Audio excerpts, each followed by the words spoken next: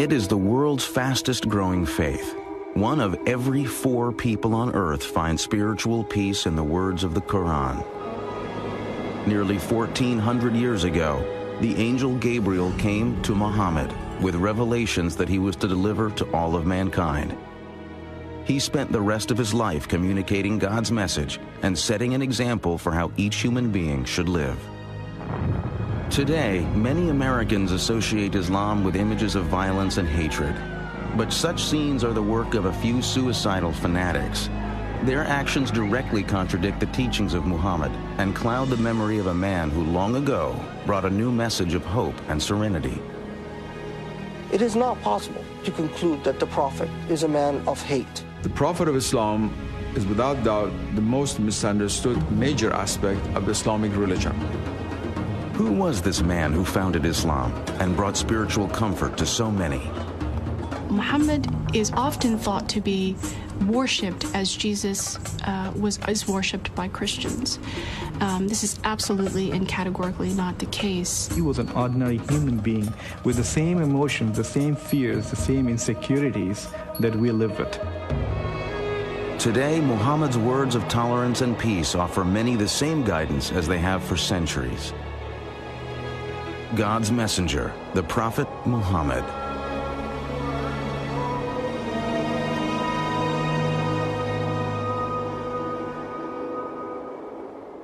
Out of respect for the beliefs and practices of Muslims, no image of the Prophet Muhammad or his immediate family will be shown in this biography. Allahu Akbar, Allah. 5 times each day, over 1.5 billion people turn toward the ancient city of Mecca and offer their prayers to Allah. From New York to Indonesia, from Nigeria to the steppes of Central Asia, Muslims repeat the words first learned 1,400 years ago from the lips of a humble merchant and gentle teacher named Muhammad. There was a time when he was very poor and he had only one blanket and he needed it, but there was a cat sleeping on the blanket. So he tore that part out, which was under the cat, because he did not want to disturb the cat, and he took the rest of the blanket and went away. The life of Muhammad ibn Abdullah began in 570 of the Common Era. He was born in Mecca, a thriving trading community in the land that is today Saudi Arabia. No one could have known that the life of this child would become the foundation of a religion that would one day change history.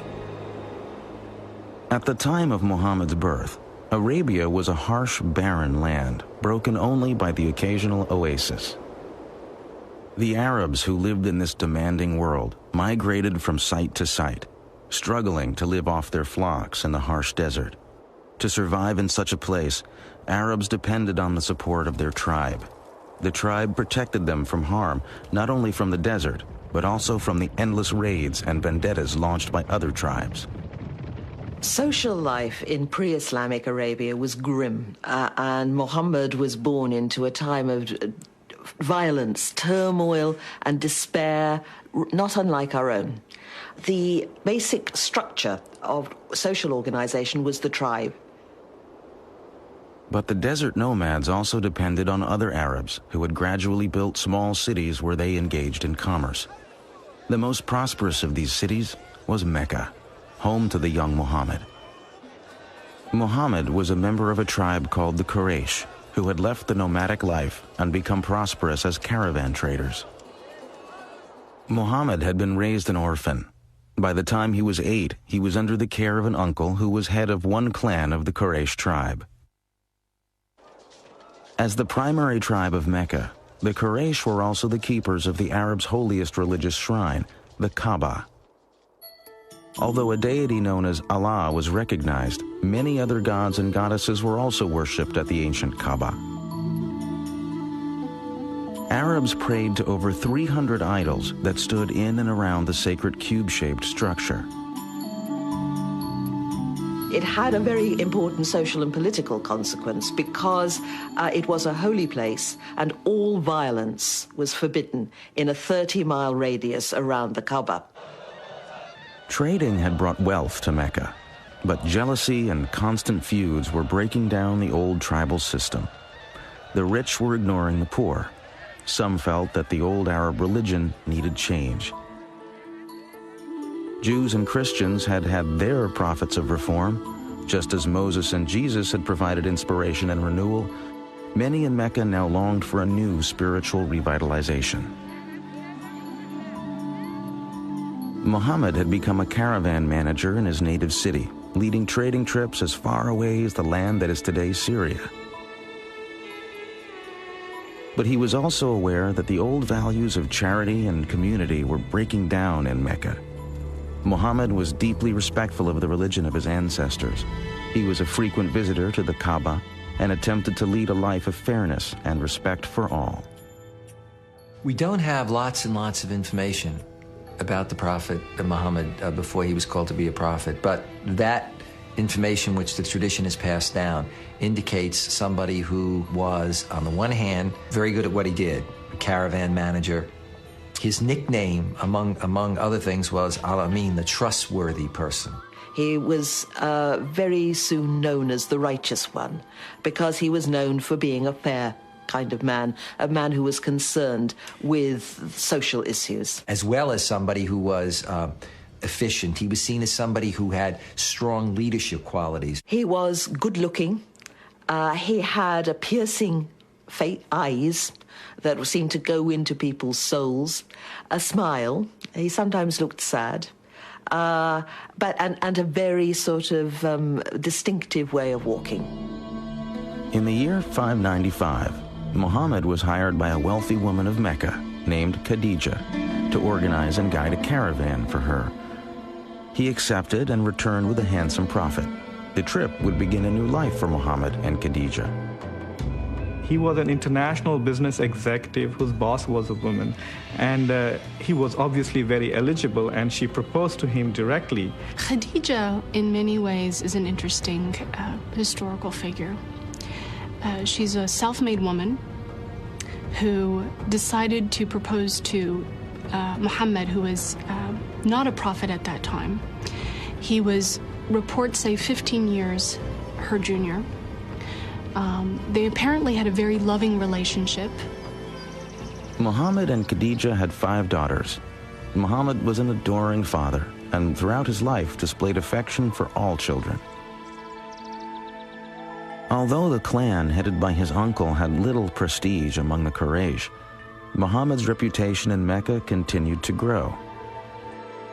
He was known for his kindness to slaves, his charity to the poor, and his fairness in dealing with all.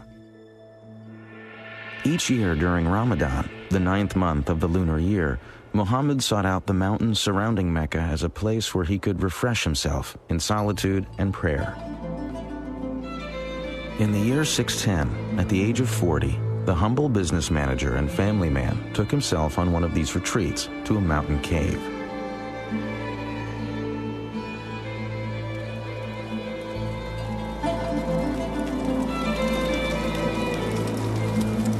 Day and night, Muhammad remained in the cave to fast and pray.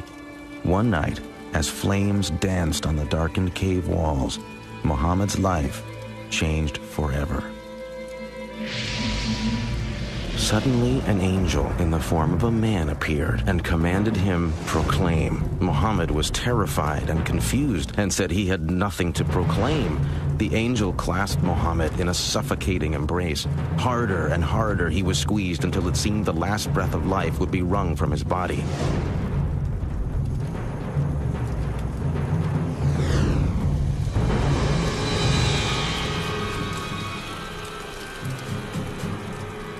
Proclaim in the name of thy Lord who created man from a clot of blood. Proclaim, and thy Lord is most bountiful. Muhammad was terrified and ran from the cave. He was sure something awful was happening to him, but as he scrambled over the mountainside, the angel returned and spoke again.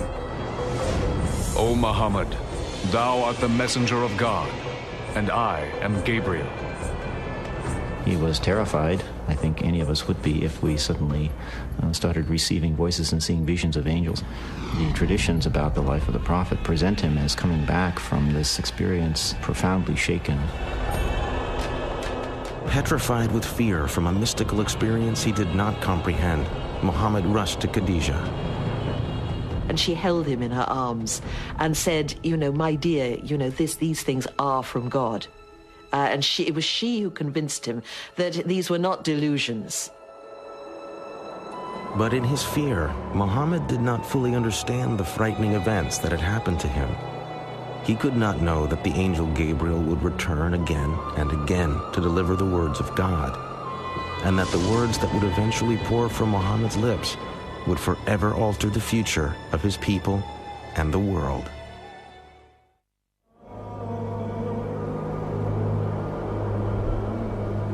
In the year 610, a 40-year-old Arab businessman with a wife and a family had been suddenly visited by an angel and commanded to become God's messenger. Slowly, Muhammad ibn Abdullah began to accept that God wished him to speak to his people, as Moses and Christ had carried God's word in another time. Several revelations followed the first, but Muhammad was confused and struggled to understand precisely what message God wanted him to carry.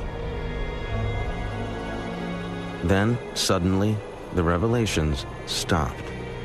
Muhammad waited in darkness.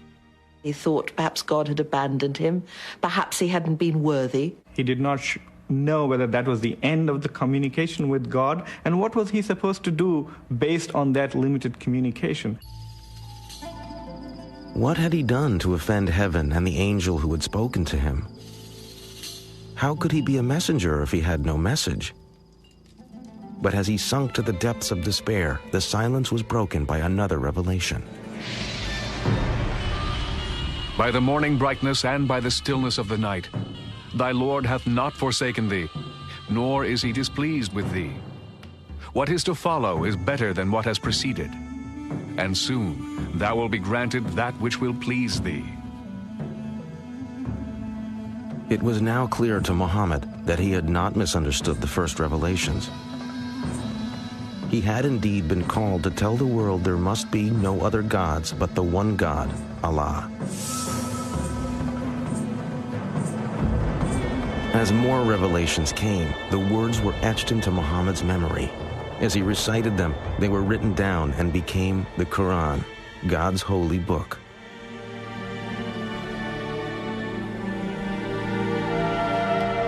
At first, only Khadijah and a few close friends and family accepted the Quran. But little by little, Muhammad started to speak out, and Arabs and other clans of the Quraysh began to embrace the message.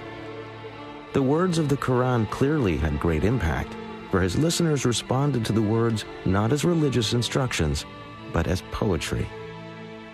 Before the rise of Islam, the Arabs did not have great architecture, did not have great art of textile, or practically no calligraphy, but that very great poetry, oral poetry. That was the supreme art. And so what had developed at that time was a culture in which poetry played the role perhaps of television programs, maybe soap operas, even more in our modern culture. In towns and cities or in simple Bedouin camps in the desert, those Arabs who could perform poetry and music had enormous status. Now, as Muhammad chanted the verses of the Quran, the words became music as he touched a deeply spiritual nerve in his listeners. Many stepped forward to embrace Islam and its message, but for Muhammad, they were not accepting something new, simply returning to an old religion. In many ways, the prophet was calling people back to the one true faith, to the faith of Abraham, and back to the one true God, not to a new God, but it was to the one true God whose revelation had gone to Adam, Abraham, Moses, and Jesus. And therefore, Muhammad, in every sense of the term, is a reformer. So far, Muhammad had avoided any mention of the idols that stood in and around the Kaaba. Now he announced that the Quraysh would have to stop worshipping all other gods. He demanded a radical new expression of faith. The words began. He is Allah, the one and only, Allah, the eternal, absolute. He begetteth not, nor is he begotten, and there is none like unto him. There could be no greater loyalty than to God, not to any tribal deity, not to some traditional idol, not even to the tribe. This mild-mannered merchant was now demanding Arabs forsake the gods of their ancestors. Their real identity was rooted in their family and clan and kin connections, because it was that gave them a position in the world. When Muhammad comes with a new set of religious ideas, or is trying to renew a set of religious ideas focused on monotheism, people whose ancestors had been pagans said, what's happened to our grandfathers, our great-grandfathers? And Muhammad had to say, well, they're burning in hell because they didn't believe in one God. This new commandment was to be called Islam, meaning an act of surrender to God's will. For some, initially, they could simply dismiss the prophet, since this was so out of whack with the society, as somebody who was out of his mind, as somebody who was deluded. But as he began to develop this seminal community, and as the prophet, given his conviction, was so public in preaching this message, then more and more of this was taken by the Quraysh establishment as a direct threat. The new message of Islam now ripped the fabric of the Quraysh community. Soon, like Jesus before him, Muhammad's ministry was turning father against son, family against family. The establishment certainly feared that a man who claimed to be receiving special messages from Allah, the high god of the Arabian pantheon, would soon demand greater political powers. The most powerful Quraysh leaders turned on Muhammad and his followers. Muslims were tortured. Some were whipped, others staked for days in the fierce Arabian sun. Muhammad himself endured the fury of his neighbors, who hurled dirt and insults at him in the streets. For 2 years, Quraysh leaders placed a ban on intermarriage and trade with any followers of Islam. No one was allowed to sell them food. The agony of this period increased when Khadija died in 619. When his uncle died not long after, he lost his protector, and it became clear that Muhammad's life was in real danger. His wife is dead, his uncle is dead. Although he has followers, many of them are being tortured, imprisoned, persecuted. He is powerless to help many of those that he loves, and many of those that have believed in him. It is in this devastating time, as Muhammad came to the end of his resources, that he had his greatest mystical experience. On a night in 620, Muhammad was again awakened by the angel Gabriel. The angel presented him with a winged horse-like creature that flew the prophet through the night sky to Jerusalem. There he was greeted by Abraham, Moses, Jesus, and all the other prophets. At last, the creature took him higher and higher beyond earthly space and time. Muhammad departed his physical body, and his spirit at last stood at the summit of the universe. His celestial journey to Jerusalem suggested to Muhammad that he was entering into a new phase of his service to God and Islam. He now also understood that he could no longer remain in Mecca.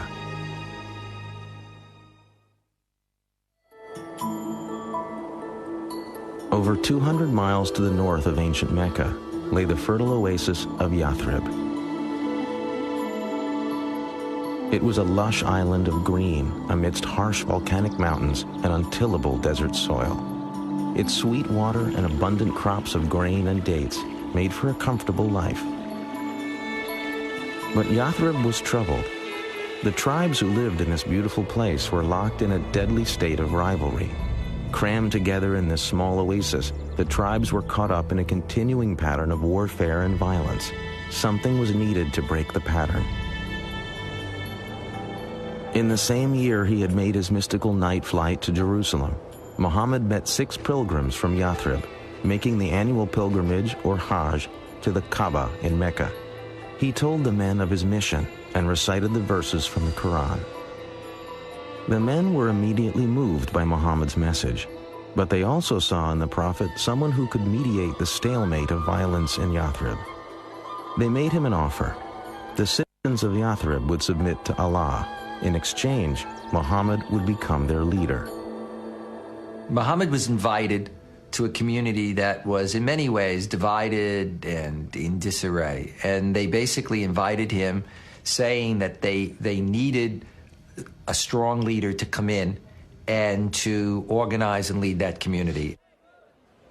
Muhammad saw a chance to expand Islam in Yathrib. He also saw a haven that would protect him and his followers from persecution. He urged all Muslims to pack their things and leave Mecca for a new life. It was a dangerous undertaking, but the Muslims were willing to take their chances. Muhammad and his closest disciples stayed behind until most of his followers had left Mecca. Quraysh leaders soon realized that once Muhammad left, he would be beyond their control and would become a leader of their rivals and possible enemies. The choice was made. Muhammad must die before he reached the new land. So that no one clan would have to bear responsibility, it was decided that one member of each would plunge a sword into Muhammad at the same time. The men frantically searched Mecca, but Muhammad had been warned of the threat and had made his escape. The following morning, horsemen pursued Muhammad and at last followed his trail to the entrance of a cave. Muhammad and a disciple were hiding inside. But Muslim tradition says the Quraysh assassins found a pigeon nesting at the cave's mouth and the entrance covered with a spider web. The Quraysh concluded no one could be inside. Allah had protected his prophet. The flight from Mecca in 622 is known to Muslims as the Hijrah. No event has greater importance in the culture of Islam. It became the start of the Muslim calendar. It was because it was the start of the establishment of the Muslim community. So that unlike the Gregorian calendar that starts with the birth date of Christ, the Muslim calendar, or the Islamic calendar, which is based on the lunar calendar, is one that is based on this concept of community. When Muhammad arrived in Yathrib, people rushed to meet him and all wanted the honor of having him stay in their house. Instead, Muhammad allowed his favorite camel, Qaswa, to wander unguided through the town. When at last Qaswa stopped and fell to her knees, Muhammad declared that was the spot where he would live. He ordered work to begin on a house and the first mosque. Henceforth, Yathrib would be called Medina, a name simply meaning the city. But the greatest change would be in the very nature of the community itself. Muhammad's visions brought new words to unite both his own followers from Mecca and the people of Medina. The Quran now had a new verse. Those who believed and made the Hijrah, and those who gave their homes and helped, these are the protectors of one another. What he began to create in Medina was something that was absolutely unheard of and novel in Arabia. It was a community bound together by an ideal, by a shared ideology, by a shared religion, not by blood. He was creating, as it were, a super tribe where people were not related to one another, but they were related to one another in faith and by agreement. If you think about 7th century Arabia being based on tribal kinship, the idea of a community based on a faith that anyone could join, slave, woman, man, rich, poor, dark, light, was revolutionary, and of course, very menacing for some. To further unite the Muslim peoples, Muhammad ended his mourning for Khadija and began to take new wives. In all, he would marry 11 women from many different tribes and clans. About 7 months after the Muslims arrived in Medina, the first mosque was completed. It contained a large courtyard for saying prayers. Several methods were considered for calling Muslims to prayer. A ram's horn, like the Jews, a bell, like the Christians. Finally, it was decided that only a human voice was needed to proclaim the call to prayer that Muhammad taught his people. A young man was selected to make the call, and for the first time, Muslims heard the words that still echo from mosques around the world, beckoning all to come to God. Allahu Akbar, Allahu. I bear witness that there is no God but Allah. I bear witness that Muhammad is the apostle of God. Come to prayer. Come to prayer. Muhammad had believed he was calling the faithful back to a religion Arabs shared with Judaism and Christianity. But following Allah's orders, the Prophet now set out to create a new identity for the Islamic community that would separate it from the older forms of monotheism. The Quran also and the Prophet believed that the revelation that had been given to Moses in what is called the Torah and the revelation to Jesus had become distorted historically, not by the prophets, but by their later communities. To dramatize the shift away from Christianity and Judaism, another order became part of the Quran. Muslims were no longer to face Jerusalem when they prayed. Forever after, God's faithful would pray facing Mecca and the Kaaba. Muhammad now had the responsibility of dealing with the mundane but important tasks of government. These roles would set him apart from the ministry of Islam's earlier prophet, Jesus Christ. There is an immense contrast between Jesus and Muhammad, largely stemming from the fact that, unlike Muhammad, Jesus was never head of state. Muhammad was now a political leader. That meant he was making decisions affecting the workforce, the economy, trade, and the safety and security of Medina. To protect the struggling young community, Muhammad knew the basic politics of Arabia would need to change, and that meant the threat of the Quraysh would have to be met. Increasingly, Muhammad would turn to a solution the world has come to fear and all too often associate with Islam. He would turn to armed conflict. Since the days in Mecca, God's revelations had called for Muslims to prepare themselves to struggle to build a moral and righteous life. The Arabic word for this moral struggle is jihad. Jihad would soon be needed if the Muslim community was to survive. For when the Prophet and his followers had left Mecca, it was clear to all that a day would come when they would have to defend their beliefs in battle. Now that day was fast approaching. Out of respect for the beliefs and practices of Muslims, no image of the Prophet Muhammad or his immediate family will be shown in this biography. Although the religious foundation of Islam included Jesus' message of peace, it had also taken on the Jewish tradition of justice. The Quran's verses that flowed from Muhammad's mouth were now beginning to include a message justifying armed defense of the community. Permission is given to fight because they are wronged. Verily, Allah is most powerful for their aid. They are those who have been expelled from their homes. Muhammad's plans for the defense of the community now began to include the word jihad. It is a term that is often cited by those who oppose Islam as evidence of the religion's reliance on violence and war. But the true meaning of jihad is something quite different. Jihad comes from the Arabic root jahada, which means struggle. It is consistently referred to as a struggle for the sake of God. If the jihad is financial, you respond financially. If the jihad is violent, you respond violently.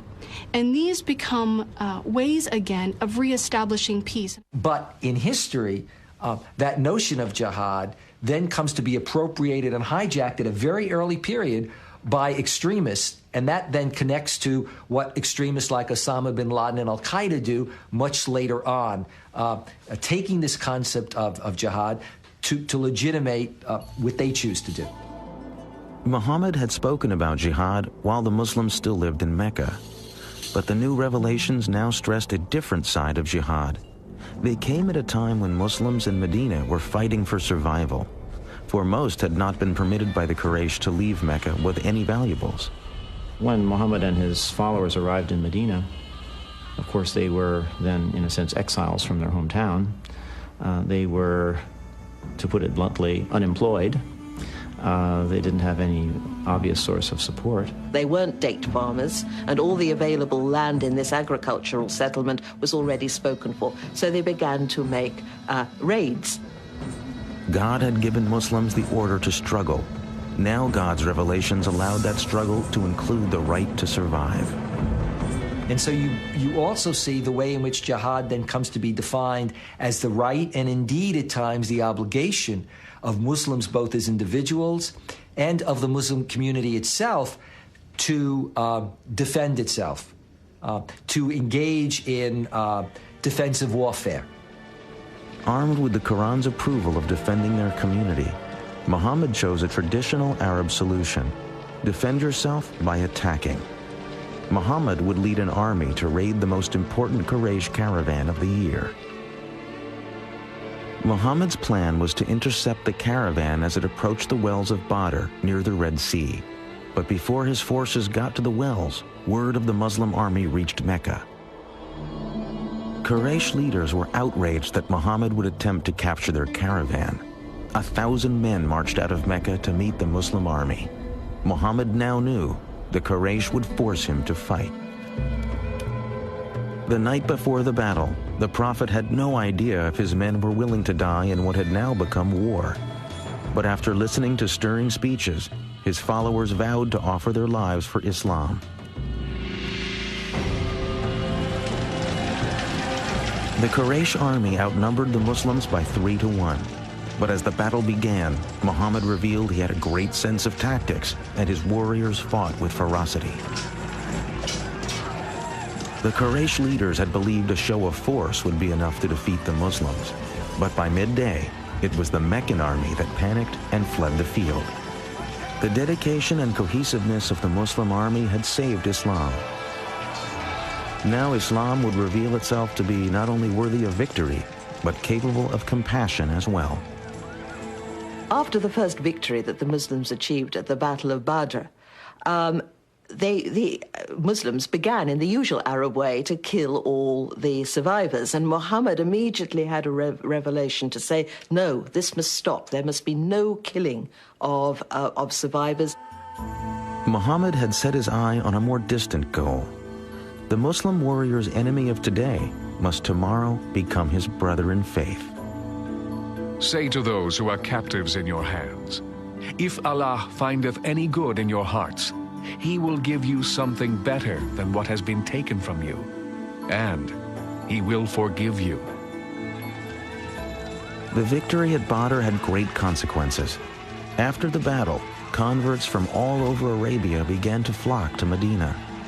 Like the Muslims, these converts saw the victory as a sign of God's salvation and protection, similar to God's parting of the Red Sea for the Israelites.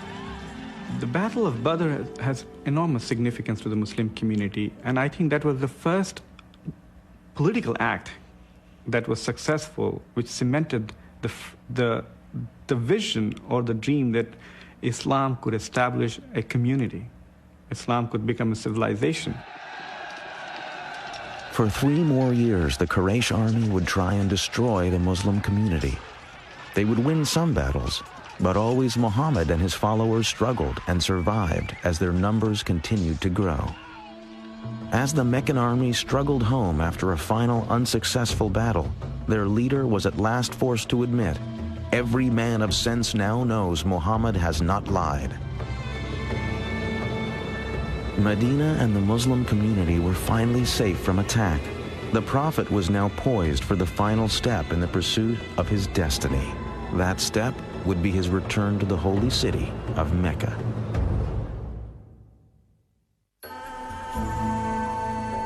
Muhammad's life in Medina was austere but comfortable. He had few possessions but wanted for nothing. He lived in quarters attached to the mosque, usually spending each night in the room of another of his wives. Muhammad's wives were a diverse group. One was a Jew, another a Bedouin. One was even his cousin. Most were chosen for various political reasons, but a few, such as his third wife Aisha, were clearly matters of the heart. Muhammad now told his followers that revelations from God said each man was permitted to take no more than 4 wives, and the husband was required to treat them all as equals. Marry women of your choice, 2, 3, or 4. But if you fear that you will not be able to maintain justice between your wives, then marry only 1. The modern world has frequently come to view Islam as male-oriented at best and misogynistic at worst. But in truth, Muhammad's teachings brought women new rights that would not be achieved in the Christian world for centuries. The first was the right to life. The Quran forbade the practice of female infanticide, which had been common in early Arabia. Women were also given the right to an education, to be duly educated as men were, to inherit, which meant that they could buy and sell property, which again would mean that they would have to undertake business transactions. The custom of Muslim women wearing veils is mistakenly pointed to as another indication of Islam's prejudice against women. The emancipation of women was a project that was very dear to the Prophet's heart. There is nothing in the Quran about all women having to be veiled or secluded in a separate part of the house. This is a practice that the Muslims picked up 3 or 4 generations after the death of the Prophet. I feel that being a contemporary educated woman is far more in line with what the Prophet would have aspired for a woman than what we've seen maybe throughout recent Islamic history. Muhammad had achieved enormous success. His followers had grown in less than 20 years from a handful to thousands of converts. But he could not complete his mission so long as the holy site of the Kaaba remained home to idols. In January of the year 630, Muhammad set out for Mecca at the head of an army of 10,000. As the Muslims approached the holy city, Meccan people made no attempt to resist. It was clear that the old gods of the Quraysh were powerless in the face of Islam. The Prophet had no desire for blood.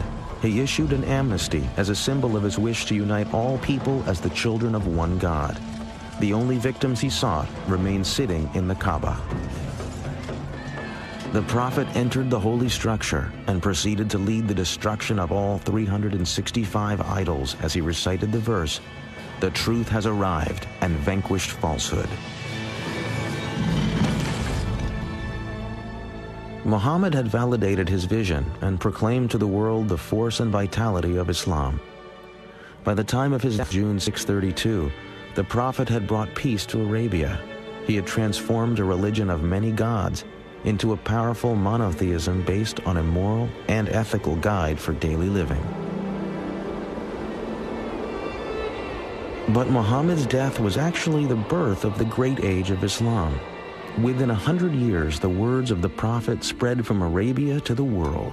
As Arab culture mixed with Greek and Byzantine learning, an era of Islamic enlightenment brought enormous advances in mathematics, astronomy, medicine, literature, and architecture.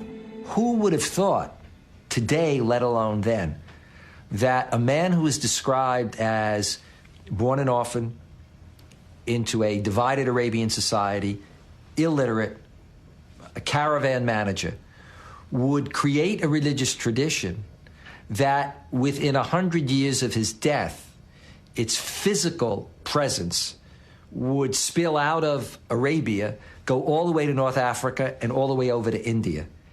And he always warned his followers not to make him into a Jesus, not ever to say that he was divine. He was just an ordinary man, he said. The fact that he led what we might call a normal life, I think, makes him very appealing to many Muslims, to most Muslims perhaps. That he married, that he had children. These are all things, I think, that make him very approachable as a model for people. So many centuries after it ended, Muhammad's life remains the foundation of the faith he founded. Today, it is the fastest growing religion on earth. As these worshippers respond to the ancient call for prayer, each looks to the Prophet's example to provide peace and serenity in their daily lives. The ancient Kaaba remains in Mecca, and millions of pilgrims arrive each year to retrace the footsteps of the Prophet. The site of Muhammad's ascension on his winged creature to meet God is today the Mosque of the Dome of the Rock in Jerusalem. Muhammad's gateway to heaven has tragically become the focus of enmity and hatred between two peoples who trace their ancestry to the same beginnings. Some Muslims who partake of violence use the words of a compassionate man to legitimize their acts of cruelty and hatred. They cite verses of the Quran as inspiration for their monstrous ambitions. Since September the 11th, we've heard Osama bin Laden reciting some really blood-curdling verses from the Quran. But what bin Laden fails to do is to mention or recite the verses that in every case succeed these ferocious verses, which say, "But forgiveness is better." If one wants to take one part of the story, one of the chapters, and develop a conception of the Prophet upon that single chapter, well, of course it's going to be very distorted, and the Prophet is going to be understood as a man of violence and a man of hate. When people commit violence and injustice in the name of Islam, they are committing violence and injustice against Muhammad and God. For peace to come to a troubled world, Muslim and non-Muslim alike will have to find a source of trust and acceptance of their common goals. One such source could be a better understanding of the life of Muhammad. Cleansed of the selfish motives that some terrorists wish to give them, the words of the Prophet remain to offer hope and optimism to a troubled world. Whosoever killeth a human being, it shall be as if he had killed all mankind.